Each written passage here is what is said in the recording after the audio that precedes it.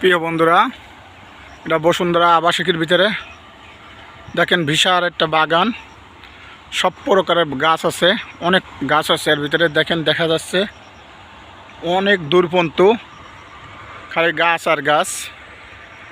তাই আপনাদের মাঝে একটা ভিডিও দিচ্ছি।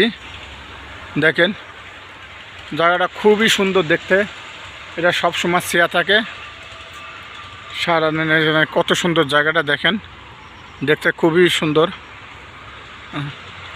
এই যে দেখেন আপনাদের দেখাচ্ছি, জায়গাটা অনেক সুন্দর, দেখার মতন একটা জায়গা। সব প্রকারের গাছ আছে। এই যে দেখেন ভিতরে, এই ভিতরে কি সুন্দর গাছ।